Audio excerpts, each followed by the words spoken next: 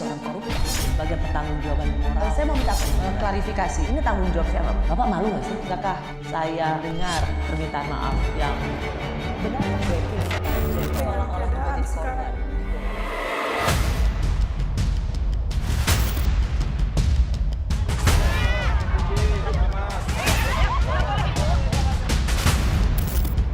Kita lihat dulu. Kita nggak merasa tertinggal. Kenapa kita harus kunci sekarang ini dulu? Kalau ada yang nggak sabar, sabar. Cawapres bukan pelengkap, ya. Memang Mas Anies adalah superstar sebagai capres, tapi cawapres bukan pelengkap. Koalisi Perubahan untuk Persatuan besutan Partai Nasdem, PKS, dan Demokrat lagi dan lagi masih memperdebatkan soal kapan Anies Baswedan mengumumkan calon wakil presiden pilihannya. Koalisi yang terbentuk pada 24 Maret 2023 itu adalah koalisi yang paling pertama mendeklarasikan bakal capresnya. Namun hingga kini, Anies belum mengumumkan siapa pendampingnya di Pilpres 2024. Berulang kali, Partai Demokrat mendesak agar Anies segera mengumumkan cawapresnya agar sosialisasi ke akar rumput bisa bergerak cepat. Kenapa tadi kami sampaikan bahwa Jakarta beda dengan Indonesia? Indonesia bukan Jakarta. Jadi maksud kami, kita butuh waktu untuk sosialisasi. Dan yang masih diingat, Mbak, masih diingat. Cawapres bukan pelengkap. Ya, memang Mas Anies adalah superstar sebagai capres, tapi cawapres bukan pelengkap. Desakan Partai Demokrat ini dipicu pernyataan Surya Paloh yang memutuskan akan mengumumkan cawapres Anies pada menit-menit akhir sebelum pendaftaran ke KPU. Ibarat pertandingan sepak bola internasional, menit terakhir 2 menit. Sudah gol, sudah dua. Dia tendang gawangnya sendiri. Nasdem perlu belajar itu. Jadi bukan karena ini tidak solid, bukan karena kalau ada yang nggak sabar, ya itu kita harus menyatakan sabar.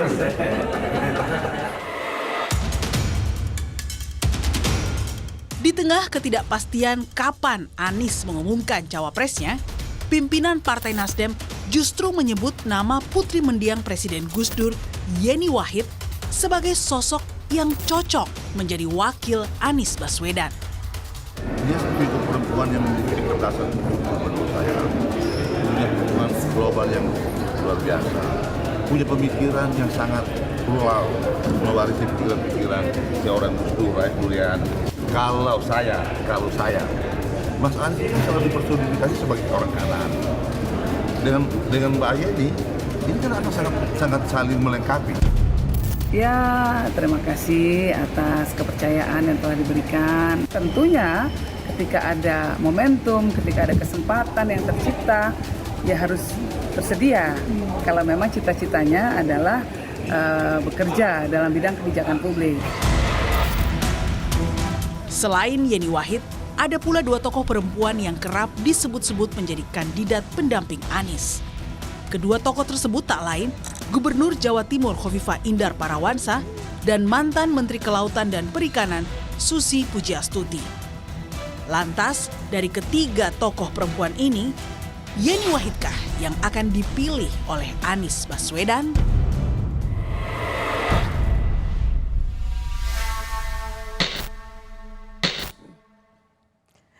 Saya sudah bersama putri dari Presiden Gus Dur sekaligus Direktur Wahid Institute, Mbak Yeni Wahid. Mbak Yeni, udah senyum-senyum Lihat teasernya ya, jagoan Kompas kalau bikin. Mbak Rosi ini jagoan deh. Mbak Yeni, apa sih ceritanya kok tiba-tiba namanya jadi muncul sebagai calon wakil presiden? Ceritanya gimana? Lengkapnya gimana? Saya juga nggak tahu, yang memunculkan kan adalah dari Nasdem. Memang sejak tahun lalu Pak Surya Paloh sudah memberitahu saya bahwa Nasdem menganggap saya memenuhi kriteria yang mereka buat. Nah, kriterianya seperti apa, itu mereka yang tahu. Oh. Saya, Mbak Khofifah, itu nama-nama yang disebut oleh Nasdem. Nah, saya mengatakan bahwa terima kasih, tapi ini kan proses politik masih sangat jauh. Jadi Ya waktu itu kita makan siang sambil membahas macam-macam soal dinamika politik dan begitu saja. Nah tiba-tiba tahun ini dari saya pikir waktu itu nggak serius Mbak Rosy, ya nggak serius. Nah tiba-tiba tahun ini mengemuka lagi setelah Wakil Ketua Umum Nasdem Pak Bang Ahmad Ali yang mengemukakan ke publik. Nah saya juga kaget juga gitu dengan wacana itu. Tapi sebelum Nasdem sebetulnya kalau kita mau melihat ke belakang lagi, sebetulnya ada satu partai yang sudah duluan malah justru mengambil momen untuk mencalonkan saya. Wakil Presiden. Yaitu Capresnya Mas Ganjar. Capresnya Mas Ganjar yaitu PSI.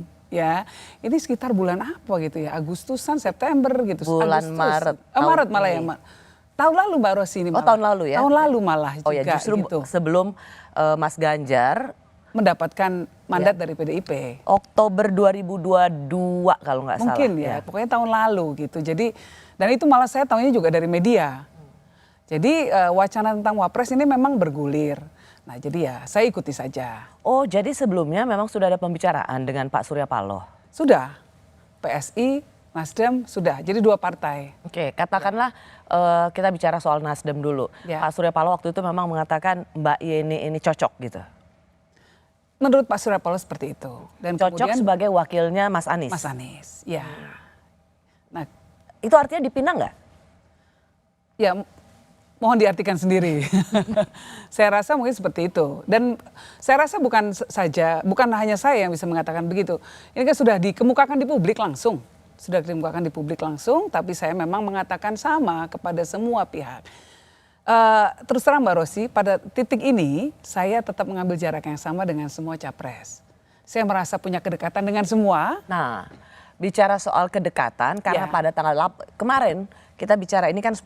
Tanggal 8 Juli itu 8 Agustus, kita bicara ini 10 Agustus, 8 Agustus 2 hari yang lalu di banyak media online disebut bahwa Mbak Yeni Wahid ini paling dekat dengan Mas Anies. Sehingga itu kan kemudian memunculkan banyak spekulasi, wah memang benar Mbak Yeni ini akan menjadi calonnya Mas Anies. Izin saya uraikan ya kedekatan saya dengan semua calon ya. Ini mungkin dimulai pakai abjad aja, jadi nggak seolah-olah berat sebelah gitu. Dari A dulu, Anies ya. Mas Anies dan saya ini sering sekali pergi mengisi di forum internasional yang sama. Kami sering sekali diundang menjadi pembicara di forum-forum internasional. Jadi saya cukup mengenal gagasan beliau mengenai kebangsaan, keindonesiaan, bahkan termasuk gagasannya tentang Islam. Nah jadi di sana ada kedekatan. Nah ada kedekatan yang lebih khusus karena ketika saya pulang dari Amerika, Mas Anies nawari saya jadi dosen di Universitas Paramadina. Ya, beliau rektornya ya waktu itu. Beliau jadi rektornya, ini dengan Mas Anies. Jadi ada kedekatan khusus. Dengan Mas Ganjar ada kedekatan yang khusus juga. Yaitu apa? Mas Ganjar ini kalau istilahnya orang Jawa, bolo dewe. Teman sendiri. Kenapa? Karena teman mainnya sama. Nah Mas Ganjar juga lulusan UGM. Sama seperti suami saya, lalu kemudian berangkat dari dari kaum nasionalis, keluarga Gus Dur juga sangat nasionalis dalam perjuangan kami, bahkan juga kalau kita melihat ditarik lebih jauh lagi ke era Bung Karno dan era Mbah Hashim Asy'ari, Mbak Wahid Hashim dan juga Gus Dur, itu kan selalu ada titik-titik persamaan perjuangan, titik-titik pertemuan perjuangan antara kaum nasionalis dan kaum Nahdien. Nah jadi dengan Mas Ganjar ya sudah teman sendiri. Bolo dewe. Iya. Nah dengan Pak Prabowo lebih khusus lagi. Kenapa? Pak Prabowo pernah menjadi besan politiknya Gus Dur. Kenapa? Karena kadernya waktu itu menikahi saya, ya kan? Nah, walaupun sekarang sudah pindah partai ke PSI. Nah, tapi kita sangat dekat dan saya sangat berterima kasih pada Pak Prabowo, walaupun bercanda mungkin ya, tapi saya punya rasa terima kasih khusus karena berkat kampanye untuk Pak Prabowo tahun 2009, saya ketemu suami saya. Oh, jadi ketika media kemarin mengatakan Mbak Yeni lebih dekat dengan Anies, apakah hari ini Mbak Yeni mengatakan itu salah dan ingin mengklarifikasi Mbak Yeni lebih dekat dengan Pak Prabowo? Saya dekat dengan semuanya. Saya dekat dengan semuanya. Nggak bisa dikatakan dekat hanya dengan 1 orang, 2 orang gitu ya. Kalau Pak Prabowo sebetulnya malah ada kedekatan fisik. Kenapa kedekatan fisik? Mbah saya, Eyang Wahid Hashim, rumahnya itu di Matraman, nomor 8, rumah kakeknya Pak Prabowo, Eyang Margono nomor 10. Satu pagar Mbak Rosi. Nah, jadi mau diartikan apa? Kedekatan seperti apa yang lebih dekat lagi? Jadi kalau kemarin bilang, kalau kedekatannya. kemarin misalnya penggalannya yang kemudian dimaknai orang ini paling dekat dengan Mas Anies, Mbak Yeni mengatakan bahwa itu sebuah kutipan kalimat yang keliru. Mungkin saya waktu itu mengatakan dekat dengan tiga-tiganya. Mungkin ada interpretasi yang salah dari yang menulis beritanya. Seolah-olah hanya dekat dengan Mas Anies. Saya sih merasa saat ini dekat dengan tiga-tiganya. Nggak tahu ya ketiga-tiganya apakah merasa dekat dengan saya atau tidak, itu lain urusan ya. Tapi saya merasa saya cukup bisa menjalin komunikasi dengan semuanya. Dan sampai detik ini tetap menjalin komunikasi dengan mereka semua. Karena memang dalam bulan-bulan ini Mbak Yeni selalu ditanya ya soal benar nggak mau jadi calon wakil presiden, benar nggak jadi calon wakil presiden. Dan pada tanggal 7 Juli di UGM kalau nggak salah Mbak Yeni menjawab dan ini kemudian juga ramai diperbincangkan. Ini pernyataan lengkapnya. Nah jadi kalau soal pasangan dengan siapa nggak tahu, proses politiknya masih jauh. Memangnya Mas Baswedan sudah pasti bisa nyalon? Belum tentu juga. Memangnya Pak Prabowo pasti bisa nyalon? Belum tentu juga. Ini semua masih jauh, Belandanya masih jauh. Santai dulu ngopi-ngopi aja gitu. Nah tapi jawaban bahwa corak politik saya akan seperti apa, saya punya pertanggungjawaban yang harus saya pegang terhadap nilai-nilai yang selama ini sudah dianut oleh keluarga saya. Itu menjadi pertanyaan pertama ya dari publik lah begitu yang ada dalam acara itu. Dan kemudian Mbak Yeni mengatakan dua-duanya belum tentu. Maksudnya apa? Kalau kita lihat saat ini secara proses politik formal yang punya kelengkapan suara ya dalam artian bisa mencalonkan sendiri kan hanya PDIP. Oke, oh di situ konteksnya. Sehingga hanya Pak Ganjar yang mungkin sudah bisa lebih dipastikan akan bisa mencalonkan diri. Yang dua lagi masih menjalin komunikasi untuk membangun koalisi. Mas Anies masih harus membangun komunikasi dengan partai-partai lainnya. Pak Prabowo juga seperti itu. Jadi ada yang sempat komen gini loh Mbak Yeni ketika itu ditanya terus mengatakan oh Mas Anies belum tentu bisa maju dan kemudian itu ada penggalannya. Kesannya kok kayak ngenyek gitu loh. Nggak mungkin lah. Saya hormat pada semua capres ini. Bahwa beliau-beliau bisa sampai pada titik ini, tentu mereka mendapatkan kepercayaan dari publik. Dan mereka semua punya kelebihan yang luar biasa. Nggak mungkin saya akan ngenyek. Dan kalau kami orang NU, kita berpolitik juga harus mengedepankan akhlakul karimah. Kalau nggak bisa dianggap suul adab. Ya nggak boleh, ngenyek orang tuh nggak boleh. Oke, jadi nggak ada ya maksud itu. Karena banyak sekali penggalannya yang muncul. Yang menyudutkan salah satu capres, saya katakan saja Mas Anies, karena itu dipotong. Saya hormat pada Mas Anies Baswedan, sama seperti saya hormat pada Pak Ganjar, sama seperti saya hormat pada Pak Prabowo. Jadi sebenarnya mau kemana hatinya, mau jadi wakil presidennya siapa Mbak Yeni ini? Mas Anies, Mas Ganjar atau Pak Prabowo? Ini dikoreksi dulu pernyataan awal, mau jadi wakil presiden. Saya siap jadi wakil presiden Mbak Rosi, tapi saya tidak kepengen jadi wakil presiden. Jadi gini, konteksnya saya ngambil contoh kalau seorang prajurit ditanya, apakah kamu siap untuk berperang demi bangsa dan negara? Dia akan menjawab siap. Tapi kalau ditanya apakah kamu pengen dan mau berperang untuk kepentingan bangsa dan negara, pasti nggak mau, pasti nggak kepengen. Demikian juga jabatan politik, wapres, itu berat. Jadi kalau Presiden dan yang Wapres. kemarin Jadi kutipannya dibilang siap, oh berarti kayaknya udah pengen banget sebagai calon wakil presiden, apa yang mau diklarifikasi Mbak Yeni? Saya siap tapi nggak kepengen. Beda ya, kalau siap ketika ada momentum, ketika ada dinamika, saya tidak dalam posisi menawarkan diri menjadi cawapres siapapun. Posisi saya adalah merespon lamaran-lamaran, narasi-narasi yang dibangun oleh beberapa partai. Ketika nama Yeni Wahid terus diusung sebagai calon wakil presiden untuk capres Anies Baswedan, apakah memang Yeni Wahid dipasang untuk membubarkan koalisi?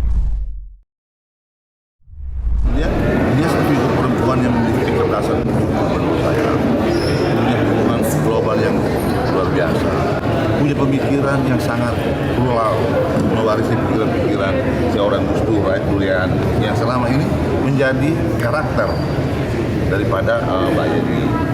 Mas Anies selalu dipersonifikasi sebagai orang kanan. dengan Mbak Yeni, ini kan akan sangat saling melengkapi. Saya masih bersama putri Presiden keempat, Presiden Abdurrahman Wahid yang juga menjabat sebagai Direktur The Wahid Institute, Mbak Yeni Wahid. Mbak Yeni, sepertinya Pak Ahmad Ali ini sangat mengendorse loh Mbak Yeni nih. Ya mungkin seperti itu, tapi itu memang sikapnya Nasdem yang dikomunikasikan ke saya. Jadi ya saya sangat mengapresiasi bahwa mereka memberikan penghargaan seperti itu, penilaian seperti itu. Tentu mungkin ada kriteria-kriteria yang mereka punyai, mereka miliki. Tadi kriterianya adalah karena kalau tadi kita mendengar apa kata Pak Ahmad Ali, yaitu selama ini dipersepsikan kanan. Nah, dengan adanya Mbak Yeni yang menjadi sosok pluralis, moderat, putri dari Gus Dur, maka bisa menarik ke tengah. Inikah sesuatu yang dipercakapkan? Maksudnya supaya brandnya Mas Anies itu dibawa ke tengah lebih nasionalis gitu? Itu tidak masuk dalam percakapan khusus ya. Saya rasa itu analisa mereka. Jadi yang mereka katakan memang ada kriteria-kriteria, salah satunya ya perempuan, dari kalangan NU. Ini kan sudah terbuka, sudah dibuka ke publik, mereka mengatakan itu. Lalu kemudian dari Jawa Timur dan lain sebagainya, makanya ada nama Mbak Hovifah juga muncul. Tapi di luar itu semua Mbak Rosi, saya sebetulnya ingin komentar satu hal ya. Bahwa adanya wacana saya jadi cawapres ini ada suatu hal yang menggembirakan. Apa itu? Yaitu adalah bahwa adanya keterbukaan pemikiran di masyarakat. Ya, ini manifestasi keterbukaan pemikiran di masyarakat bahwa pemimpin perempuan itu diterima. Ya, setuju sih. Dan kita punya stok pemimpin perempuan banyak banget. Ada Mbak Puan Maharani, ada siapa Bu Susi, Mbak Hovifah, ada Bu Risma, kan banyak sekali nih, Bu Retno, Bu Sri Mulyani. Menurut saya ini luar biasa dan apapun ya, ini adalah sebuah efek positif yang muncul dari wacana pencawapresan ini. Pada poin itu betul-betul memang sangat menggembirakan. Ya. Karena kemudian nama-nama perempuan muncul. Jadi nggak melulu laki, melulu yang disuruh sebagai yang punya kemampuan sebagai seorang wakil presiden. Ya. Jadi yang gembira juga sebenarnya banyak muncul tokoh perempuan yang bisa mengemban sebagai seorang wakil presiden. Betul. Nah, yang kedua soal soal kanan, tengah dan lain sebagainya. Sosok saya sebagai seorang orang yang datang dari kelompok Islam moderat, ini juga menurut saya bahwa ini diterima ya oleh siapapun dari semua koalisi gitu ya. Itu kan juga sebuah hal yang menggembirakan karena kita sama-sama tahu bahwa dalam konteks politik pada saat ini baik nasional maupun global masih ada seolah-olah dikotomi kelompok ya antara kelompok yang lebih kanan, lebih kiri dan lain sebagainya. Nah, kita lihat bahwa dalam kontestasi ke depan ini tidak terlalu mengemuka lagi. Buat saya ini menggembirakan juga. Ada kemudian analisa yang bilang, Mbak Yeni jangan dong, jangan mau gitu.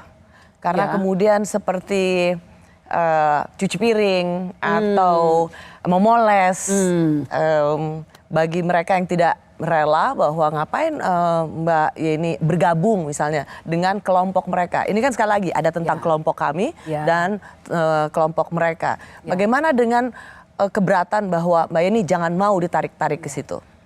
Saya justru bersyukurnya bahwa saya dianggap sebagai titik temu Mbak Rosi. Bahwa dari semua kelompok-kelompok ini kemudian ada titik temu di tengah dan ternyata itu dianggap saya sebagai perwujudan titik temu itu. Artinya ke depan kita berharap bahwa tidak ada politik identitas yang mengemuka, bahwa tidak ada dikotomi di masyarakat, tidak ada cebong dan kampret lagi. Itu sudah tidak ada lagi. Menurut saya ini fenomena yang harus justru kita rangkul, yang harus kita minta agar semua kandidat menghormati fenomena ini. Jadi buat Mbak Yeni sendiri ini bukan sesuatu yang merugikan, justru ini harus disambut dengan gembira ya, terlepas jadi atau enggaknya loh. Oh ya, jadi gini, ini ke depan kalau kita lihat suasana dunia yang global kan sedang menghadapi resesi. Akan menghadapi resesi ini banyak sekali pengamat-pengamat ekonomi, pengamat politik dunia yang memperkirakan itu. Walaupun Indonesia sendiri kita punya prestasi luar biasa karena pertumbuhan ekonomi kita saat ini lebih tinggi dari negara-negara lain, dari banyak negara lain gitu ya. 5,17% itu prestasi lebih tinggi loh dari kemarin. Nah ini tetapi dengan adanya backdrop, yaitu kemungkinan ada potensi resesi, kita butuh semua pihak untuk menyatukan kekuatan, untuk kompak bersama-sama, terus memastikan bahwa pembangunan akan berkelanjutan, Mbak Rosi. Nah, karena Mbak Yeni mengatakan ini, saya nggak mau, kita harus ngajak semua ini, ayo bareng-bareng yuk. Oke, karena Mbak Yeni tadi mengatakan soal melanjutkan pembangunan, disinilah pada poin inilah juga banyak yang mengatakan dari sisi pendukung koalisi perubahan, seorang Yeni Wahid itu nggak pas di koalisi perubahan karena Mbak Yeni ini tidak mau tidak mau melakukan perubahan, tidak merepresentasikan perubahan. Mbak Yeni ini status quo, gitu nggak cocok. Ukuran status quo adalah karena bagian dari rezim ini. Saya nggak merasa bagian dari rezim, saya bukan pejabat. Saya memang waktu itu kampanye untuk Pak Jokowi, tapi kan saya tidak menjadi pejabat di kabinet Pak Jokowi. Jadi saya bukan bagian dari rezim. Saya tetap netral ketika harus mengkritisi pemerintah, saya kritisi. Ketika harus memberikan pujian, saya berikan pujian. Nah, mungkin definisi perubahannya juga, kalau koalisi perubahan ini juga harus lebih artikulatif juga di publik. Karena di koalisi perubahan sendiri ada Nasdem yang masih menjadi partai pemerintah. Kalau ukurannya adalah bagian dari rezim, nah itu harus dibereskan dulu itu secara internal. Menurut saya jargon perubahan ya. Tapi kalau saya dianggap sebagai bukan bagian dari perubahan, saya bukan bagian dari rezim. Kalau perubahan itu dikonotasikan bukan bagian dari rezim ya, saya bukan bagian dari rezim. Saya orang yang netral. Berdiri netral, saya bukan bagian dari pemerintah saat ini. Kalau begitu Mbak Yeni, disorong-sorongkannya seorang Yeni Wahid masuk ke dalam koalisi perubahan untuk menjadi pasangannya Mas Anies Baswedan sebagai calon wakil presiden. Ini Mbak Yeni merasa nggak bahwa Anda sebagai alat untuk sebenarnya mau bubarin koalisi ini? Memang saya punya kekuatan seperti itu ya, hebat banget kalau bisa begitu. Saya tidak pernah, lagi-lagi Mbak Rosi, saya tidak pernah menawarkan diri sebagai cawapres. Posisi saya adalah merespon lamaran yang datang, wacana yang dikemukakan di publik oleh beberapa partai. Jadi saya bukan alat siapa-siapa, kalau memang saya dianggap alat, saya adalah alat perjuangan dari kelompok Gus Dur, itu titik, itu saja. Karena Mbak Yeni aware kan, sadar kan bahwa kalau Mbak Yeni yang kemudian menjadi top nominasi, maka kemudian ada nama-nama lain yang menjadi bagian dari partai koalisi itu terlempar. Tetapi Mbak Yeni yang masuk dan itu akan menimbulkan kekecewaan bagi partai yang merasa, loh kenapa bukan kadernya sendiri yang dipilih untuk mewakili seorang Anies Baswedan. Jadi Mbak Yeni sadar kan masuknya Mbak Yeni ini bisa membubarkan koalisi. Saya rasa ini bukan ranah saya Mbak Rosi untuk merespon ya, karena itu kan ranah dari koalisi dan partai-partai yang di sana, itu lebih baik diselesaikan secara internal oleh mereka. Saya hanya merespon partai-partai yang memang melamar kira-kira gitu, yang memang mengemukakan wacana bahwa saya dianggap pantas untuk menjadi cawapres. Itu aja sih. Pak Surya Paloh paling terakhir 6 Agustus lalu Mbak Yeni, kita lihat dulu lah, kita kan barusan tertinggal, kenapa kita harus kuncian sekarang ini? Pelan-pelan saja, 2 pertandingan sepak bola internasional saja, 2 menit terakhir itu bisa cetak gol. Jadi ya kita tenang-tenang saja, last minute kira-kira kan itu. Setuju itu. Setuju? Iya, saya setuju itu, memang dinamika politik Indonesia kan seperti itu. Kalau kita lihat dari beberapa pemilu yang lalu, selalu last minute, selalu ada saja perubahan. Saya nggak tahu ini akan seperti apa ya ke depan ini. Last minute dipinang oleh koalisi perubahan untuk menjadi wakilnya Mas Anies Baswedan, Anda mau? Jawabnya last minute juga nanti ya. Tak hanya dekat dengan Anies, Yeni juga mengaku punya kedekatan politik dengan Prabowo. Namun, kemana arah dukungan Yeni bila Caimin berdampingan dengan Prabowo?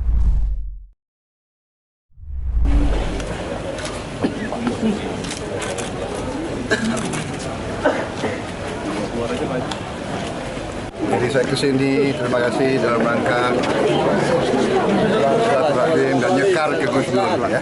Terima kasih semuanya. Tidak bicara politik, tidak minta apa-apa ya. Saya kesini sebagai keluarga. Ya. Saya hubungannya sudah lama sama keluarga ini. Pak dengan dari kakek-kakek gitu ya. Saya juga nanti ke Hambalang katanya kalau di traktir kopi.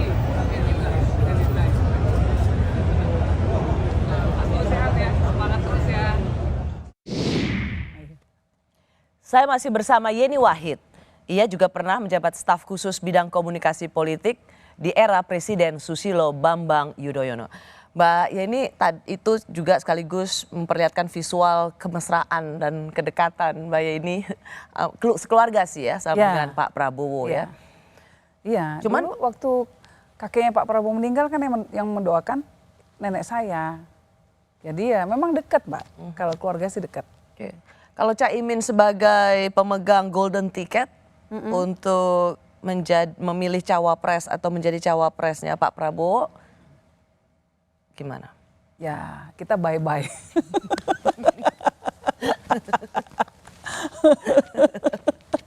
Tapi kalau sebagai sesama pengusung saja nggak apa-apa.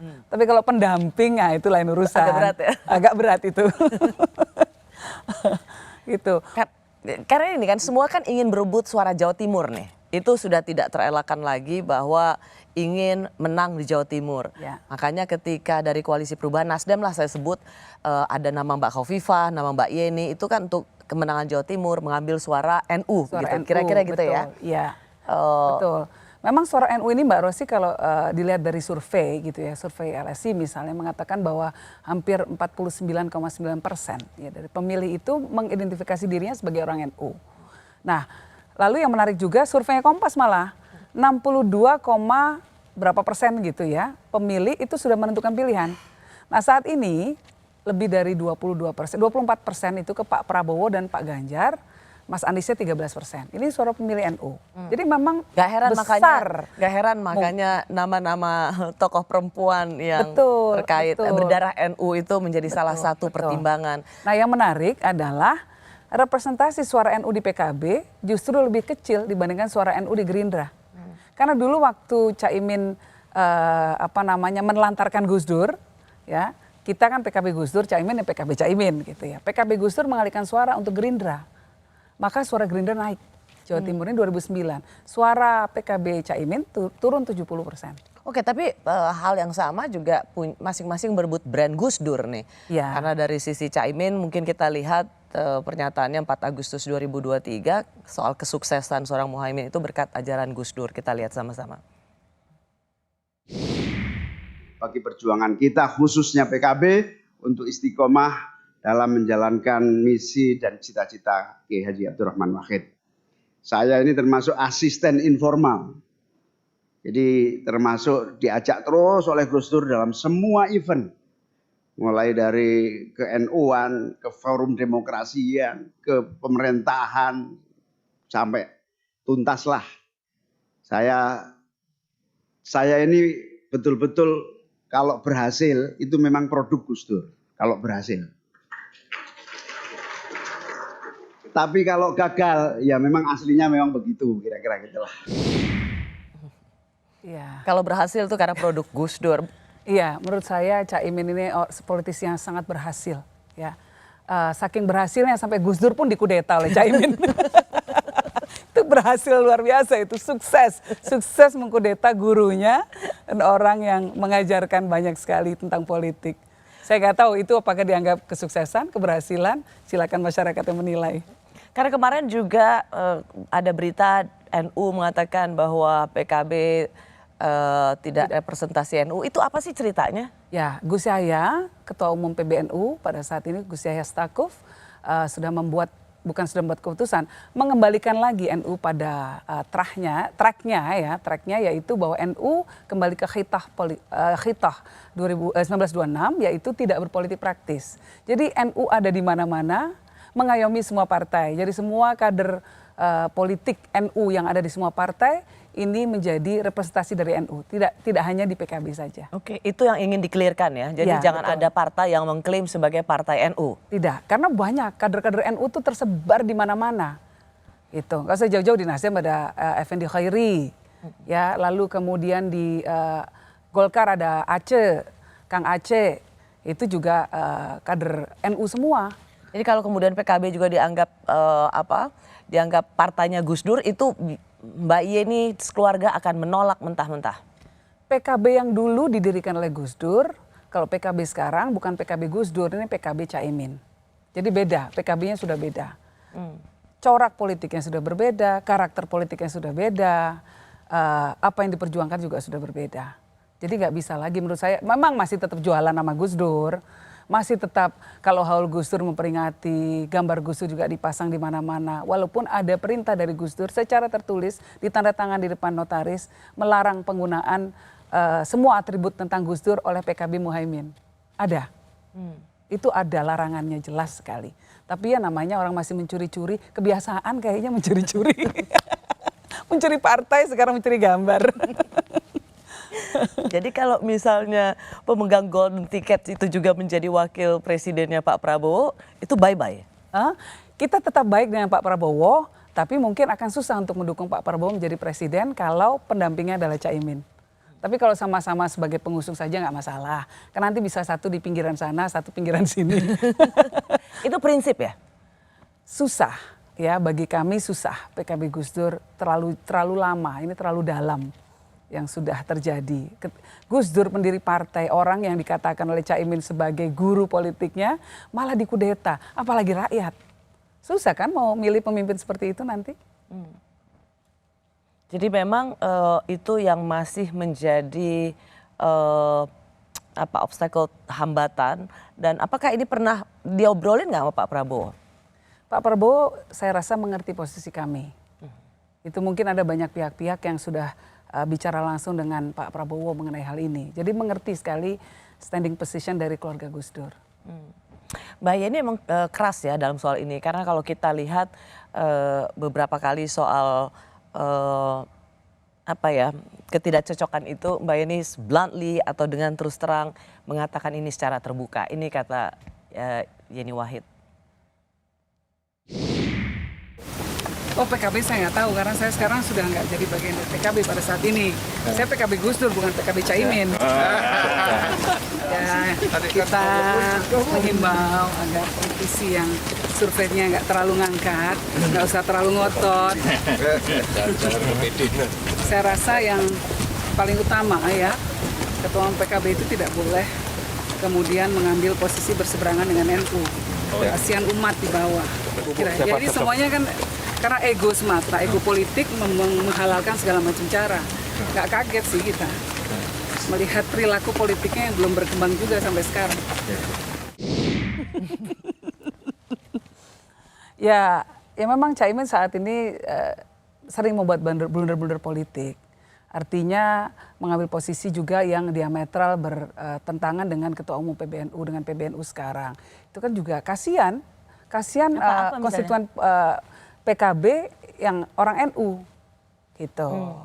Jadi sekarang membuat pernyataan-pernyataan yang menyudutkan Ketua Umum PBNU itu kan tidak baik gitu.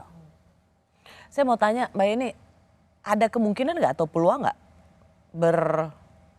berdamai dengan PKB Caimin ataupun dengan Caimin sendiri islah? Begini Mbak Rosi, Caimin ini adalah tetap keponakannya Gus Dur. Kalau sebagai saudara, saya sudah memaafkan beliau, nggak ada masalah.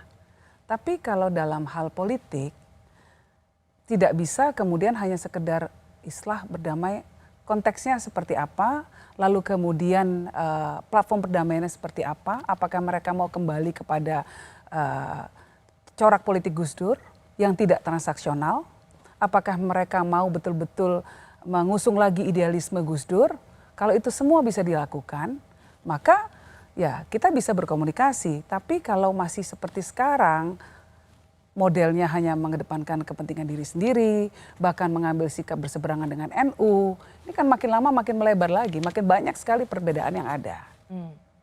Di antara 3 capres yang sekarang ada namanya, menurut ini siapa yang preferensinya itu paling mendekati dengan yang menjadi pilihannya? Gus Durian atau ya keluarga Gus Dur, Gus Durian itu. Sepertinya ini harus dibuktikan oleh surveinya Kompas. Nanti kalau sudah keluar datanya saya minta ya. Gitu. Itu tapi tidak bisa dipaksakan ya tentu ya. Hanya memang bagi Gus Durian ada problem yang sangat serius dengan PKB Gus Dur. Apa benar ada yang dibantah nggak dari pernyataan ini? Atau ya memang faktanya itu? Memang faktanya seperti itu, iya. Tapi kita sudah agak melunak dalam artian kita bisa berada dalam satu perahu dengan PKB Caimin asal bukan Caimin yang jadi wakil presiden. Itu. Selama bukan Caimin yang jadi wakil presiden. Iya. Selama sama-sama mengusung oke ya. Seperti Iya. waktu itu dengan Pak Jokowi. Dengan Ya? Pak Jokowi kan sudah pernah kejadian. Ya sudah mungkin ada titik-titik persamaan ya di kita melihat sosok pemimpinnya di titik persamaannya di sosok pemimpin itu. Tapi ya di luar itu ya sudah sendiri-sendiri aja. Kirain nanti misalnya Pak Prabowo jadi sama Caimin, ketua tim sesnya Yeni Wahid. Lucu juga kali ya. Mungkin nggak? Hah? Mungkin nggak? Tidak mungkin. Dijawab aja langsung biar nggak ada spekulasi. Tidak mungkin. Jangan sampai Pak Prabowo berpikir soal itu. Iya. Nggak mungkin ya Pak Prabowo ya. Gimana? Nggak mungkin ya Pak Prabowo ya. Ini langsung ke Pak Prabowo nih pesannya nih. Pokoknya aku mau ya Pak. Gitu. Iya. Aduh. Tahun lalu PSI, Partai Solidaritas Indonesia, sempat mengusung nama capres untuk Ganjar Pranowo yaitu Yeni Wahid. Mbak Yeni sebagai calon wakil presiden dari Ganjar Pranowo. Apakah PSI akan menjadi kendaraan politik Yeni Wahid? Saya masih bersama Mbak Yeni Wahid, putri dari Presiden Gus Dur, yang namanya belakangan ini digadang-gadang terus masuk bursa calon wakil presiden. Mbak Yeni mau tanya nih, tapi sebenarnya ketika nama mulai digadang-gadang, ada surnya nggak sih? Hah? Ada surnya dikit nggak sih? Itu tadi saya katakan harus siap. Orang politik, saya sudah berbelas tahun di politik. Pada akhirnya setiap politisi pasti ketika dia serius menekuni dunia politik, dia ingin berada dalam posisi publik agar bisa membuat kebijakan publik, agar bisa mempengaruhi kebijakan publik. Nah saya punya banyak sekali legacy yang ditinggalkan oleh Gus Dur yang saya merasa harus saya teruskan perjuangan tersebut. Tentang kebinekaan, lalu tentang keadilan sosial, lalu tentang politik global, ya, tentang geopolitik yang bagaimana caranya Indonesia bisa menempatkan diri sebagai sebuah kekuatan yang lebih dipandang lagi. Oke, jadi mungkin kata yang tepat itu bukan teriming-imingi, tapi lebih pada komitmen ya. Siap tapi tidak kepengen. Mungkin lebih seperti itu. Jadi kalau mengatakan sure, saya pernah mendampingi Gus Dur, Mbak Rosi, berada di puncak kekuasaan di Republik ini. Saya tahu pengorbanan yang harus diberikan ketika seseorang berada pada posisi tinggi seperti itu. Itu posisi yang sangat lonely. Harus menghabiskan waktu di luar rumah, harus meninggalkan keluarga, harus tahan. Kulitnya harus lebih tebal lagi karena pasti dikritik, orang tidak paham dengan apa yang kita lakukan. Lalu kemudian disalahpahami, dihujat dan lain sebagainya. Itu berat sekali. Jadi politisi itu nggak mudah. Mbak Yeni kan namanya digadang-gadang sebagai calon wakil presiden. Tapi sesungguhnya Mbak Yeni nggak punya rumah politik, nggak punya partai politik. Ya itu, saya juga bingung. Pertama ya, ketua umum partai bukan, ketua umum ormas bukan, pejabat bukan. Tahu namanya ada yang nyundul begini. Ya alhamdulillah, saya mengucapkan apresiasi. Mungkin juga ini akibat dari mereka menilai bahwa selama ini kita cukup konsisten untuk terus melanjutkan cita-cita perjuangan Gus Dur. Selama ini kita tetap mengambil jarak, netralitas dan tetap berpikir objektif. Nggak mau punya rumah politik? Ya mau. Pasti mau. Dari dulu kan sebetulnya kalau rata-rata PKB Gus Dur inginnya kembali, PKB kembali. Tapi nggak tahu kalau lihat dari sekarang ini kan semua pintu menuju PKB digembok rapat-rapat dari dalam. Semua kader PKB terlempar semua, Pak Mahfud MD nggak bisa masuk. Banyak sekali yang nggak bisa masuk ke PKB lagi. Ya mungkin ke depan harus memikirkan alat politik yang lainnya, saya nggak tahu. Kita nggak tahu, kita lihat saja setelah pasca 2024, apakah alat politiknya bisa tetap di PKB ketika ada pergantian kepemimpinan di PKB, atau mungkin harus buat alat politik lain. Ya. Ya, ini harus klarifikasi nih Mbak Yeni, di sini harus klarifikasi karena bulan Oktober 2022 itu kan Mbak Yeni tadi sendiri sempat senggol tipis bahwa nama Mbak Yeni pertama kali disebut oleh PSI sebagai calon wakil presiden Mas Ganjar Pranowo.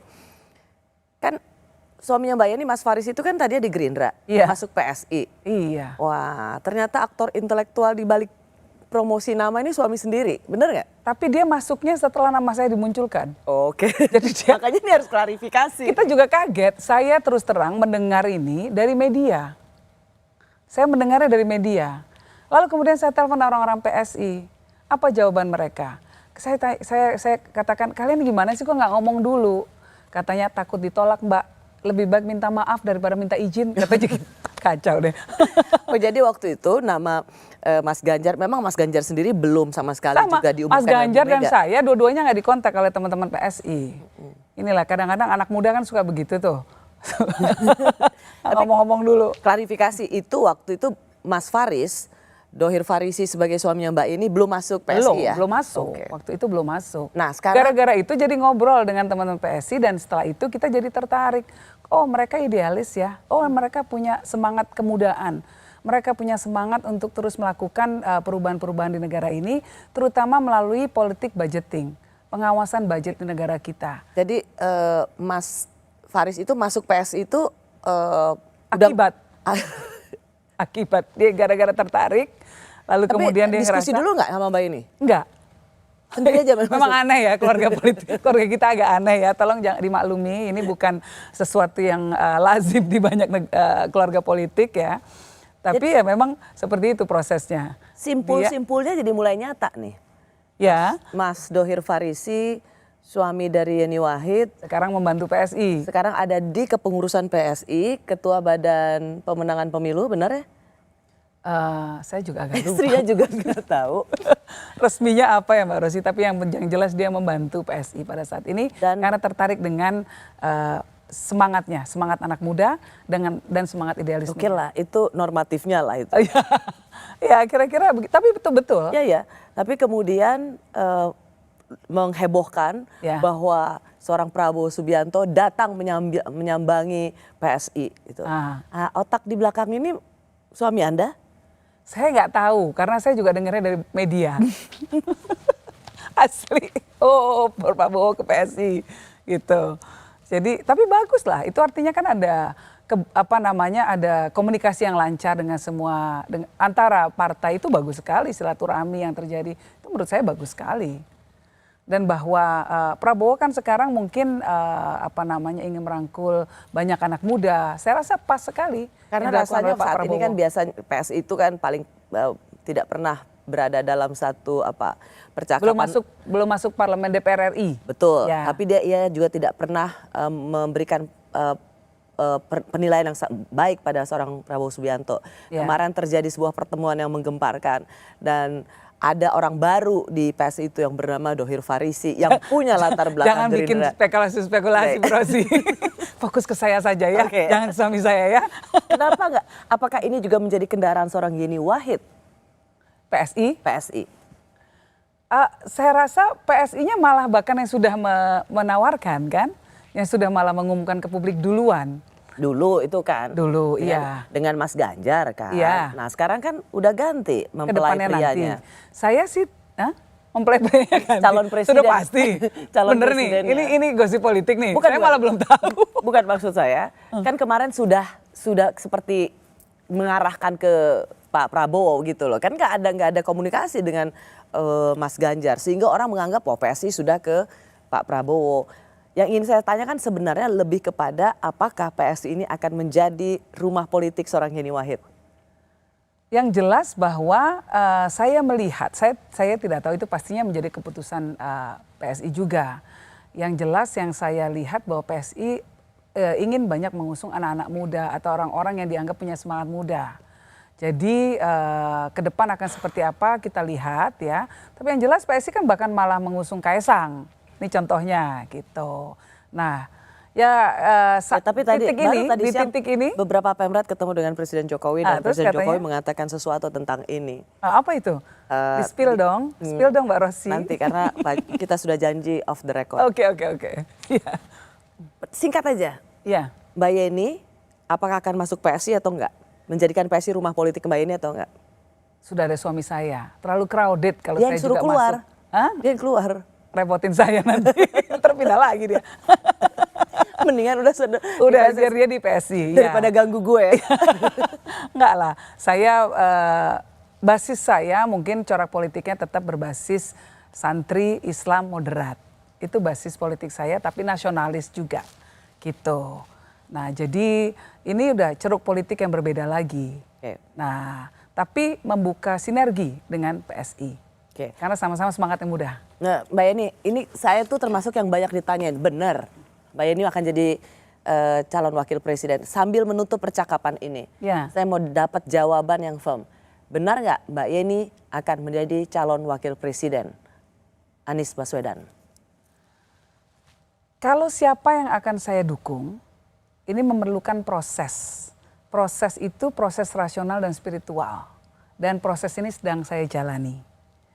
Dari dulu saya selalu menggabungkan dua proses ini.